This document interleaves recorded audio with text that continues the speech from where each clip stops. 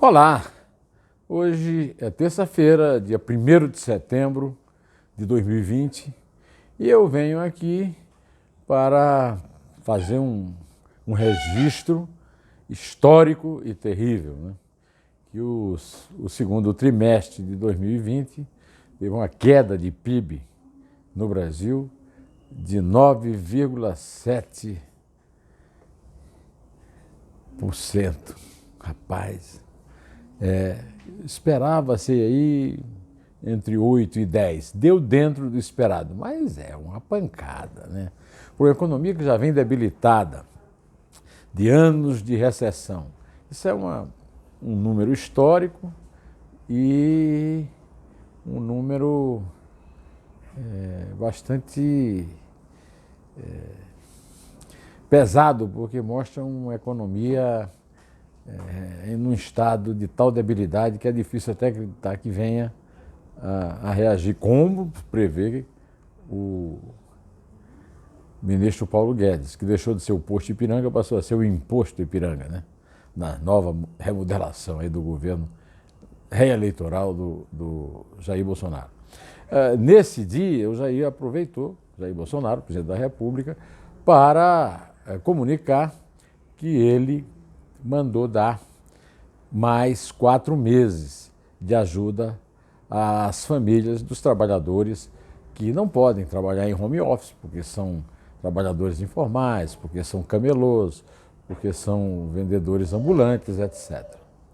E esses trabalhadores e esse povo brasileiro aflito com a pandemia, que não pode fazer isolamento social, que não pode simplesmente fazer redução de salário e redução de jornada, passou, né, dos 600 mil esse mês. Foi o 5º mês da distribuição da ajuda de 600 mil e a partir de agora, setembro, outubro, novembro e dezembro, ou seja, até o fim do ano, 4 meses, essa ajuda será de 300 mil, ou seja, da metade. É a metade, mas como o próprio Bolsonaro mesmo, cometendo uma gafe lá, fez questão de comentar, 50% mais do que a Bolsa Família do Lula, que era de R$190.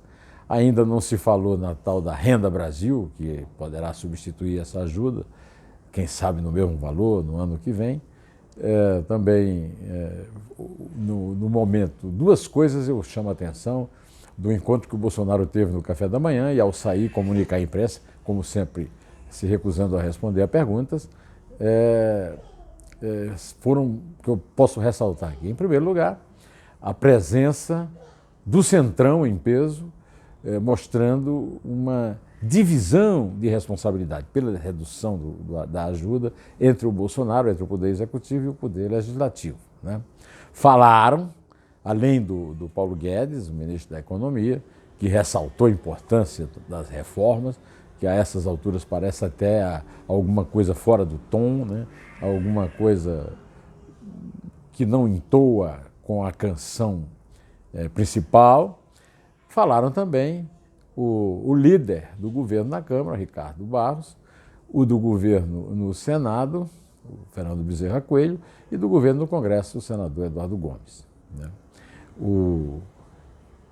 Essa presença, primeiro, a primeira manifestação pública do Bolsonaro com o Centrão. Atrás dele, por exemplo, na imagem, está o Arthur Lira, aquele que inicialmente era apontado como um candidato favorito do Centrão à presidência da Câmara no lugar do Rodrigo Maia, mas depois dos encontros do Rodrigo Maia e do Alcolumbre com o Supremo Tribunal Federal, está-se mais ou menos sacramentado que vai ser rasgada mais uma vez a Constituição, vão ser jogados no lixo os regimentos do Senado e da Câmara para que eles sejam reeleitos, o Rodrigo Maia e o Davi Alcolumbre. Apesar do Rodrigo Maia negar, o Alcolumbre trabalha francamente para isso, no meio de uma legislatura, o que é proibido pela Constituição e pelos regimentos da Casa. De qualquer maneira, o Arthur Lira agora parece uma carta fora do baralho, mas nesse anúncio estava ali como uma espécie de garante do Centrão. Muita gente está achando que é uma coisa original, o Bolsonaro traiu o eleitorado, mas a verdade é que o Bolsonaro está voltando para o Centrão, do qual ele nunca saiu. A presença dessa gente é muito comum na sua biografia de parlamentar, né? O Bolsonaro já foi do partido de praticamente todos eles, tem uma ligação histórica com esse pessoal do Centrão e apenas usou uma retórica de campanha para ganhar a eleição até o momento em que precisou do Centrão. E precisou do Centrão porque ele precisa se livrar de algum processo de impeachment, tem contado com a cumplicidade do Rodrigo Maia, que encaveta todos, já são mais de 30, e precisa também se livrar de um possível processo no Supremo com crimes que possa ter cometido ao longo do mandato, e ele já cometeu alguns, né? E enquanto tem a garantia ali no Supremo, tem a garantia suplementar de um apoio do Centrão para assegurar que ele não vai ser processado de nenhum jeito, porque a Câmara não vai dar a maioria mais do que absoluta que precisa para isso. Pois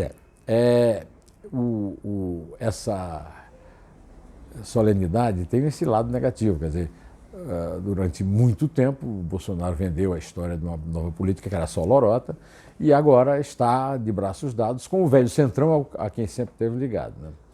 E com uma vantagem nesse momento. A vantagem é que o Centrão não convive com o filósofo, entre aspas, Olavo de Carvalho, nem com o filho espiroqueta do Bolsonaro, o número 2, né, o 00, que é o Carlos, né? Então, o gabinete do ódio e o discurso pseudo-filosófico da Virgínia estão afastados, né? E afastados junto com isso também brigas ideológicas, qualquer coisa. Eu acho que, enquanto o Fabrício Queiroz não for devidamente denunciado e processado na forma da lei pelo Ministério Público e pela a Justiça Federal no Rio, nós temos que reconhecer que, graças à presença dele na biografia e nas finanças da família Bolsonaro, o Bolsonaro está tendo um comportamento melhor, não digo que exemplar, mas melhor, e o governo está livre dessa briga nefasta atribuída falsamente à ideologia, né?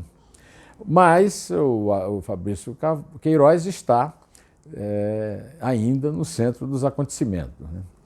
Hoje há uma longa reportagem no Estadão a respeito de cheques, depósitos e de uma movimentação financeira que foi feita pela mãe do capitão Adriano, que era o chefe da milícia do Rio das Pedras e também do escritório do crime. Era uma espécie de empresa de pistoleiros para a execução de assassinatos de inimigos. Uma prática bastante comum na política brasileira de sempre e nas milícias, né? O Ministério Público acha que a devassa da quebra do sigilo de Raimunda Veras Magalhães, a mãe do miliciano morto na Bahia, é suficiente para caracterizar o crime de peculato, que se tentou popularizar e atenuar com o apelido de rachadinha, mas eu não entro nessa. Peculato, corrupção, lavagem de dinheiro e organização criminosa. Neste momento preciso, o Flávio Bolsonaro, que era o deputado estadual da Alerj, em cujo gabinete trabalhava o Fabrício e fazia essas pilantragens, né, de contratar funcionários fantasmas e pegar de 60% a 80% dos seus vencimentos para pagar a escola dos filhos de Flávio, que era deputado e hoje é senador, compra de imóveis, movimento de lavagem de dinheiro numa loja de chocolate da marca Copenhagen, num shopping center da Zona Oeste.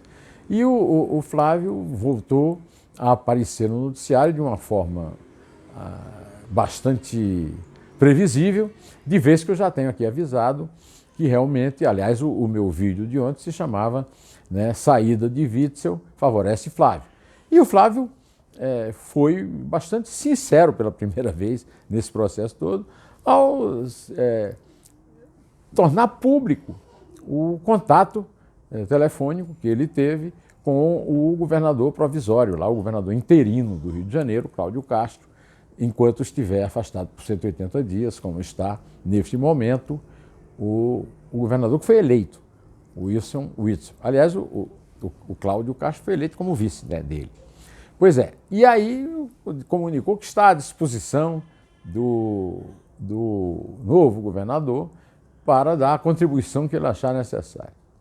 E o novo governador, Cláudio Castro, que não deu entrevistas, que é uma pessoa, parece que bastante limitada, como, aliás, o juiz Witzel também era, apesar de ser juiz, fez questão de dizer que recebeu um telefonema e que está feita a paz com a família Bolsonaro. Paz não, um amigo meu, lá que eu não vou aqui poder dizer o nome, me garantiu que da mesma forma que quem mandava no governo Witzel era o pastor Everaldo, aquele que batizou o Bolsonaro e os filhos no Rio Jordão, na Terra Santa, é o Flávio Bolsonaro, quer dizer, a família Bolsonaro vai mandar no Rio. E num momento bastante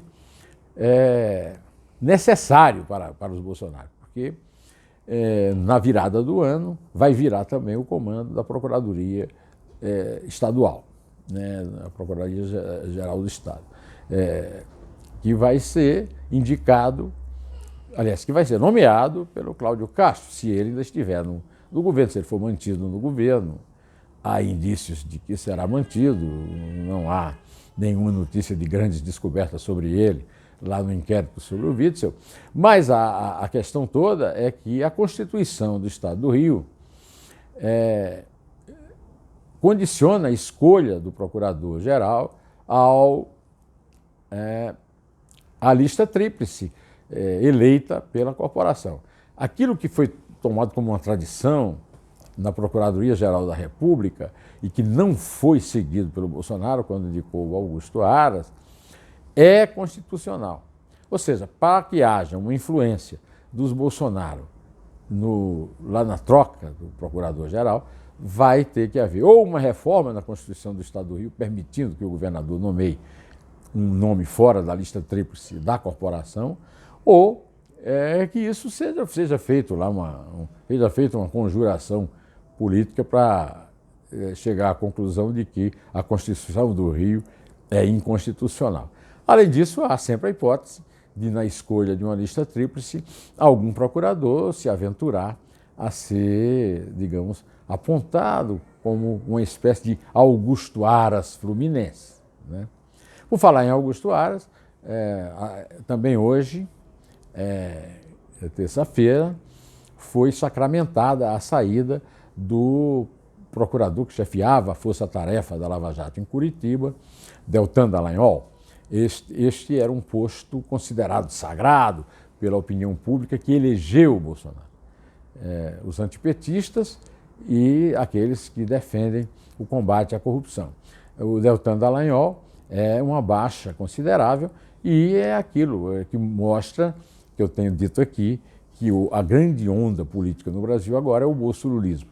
A outra onda política é a força das milícias. Ontem eu vi uma grande operação da Polícia Federal contra o crime organizado.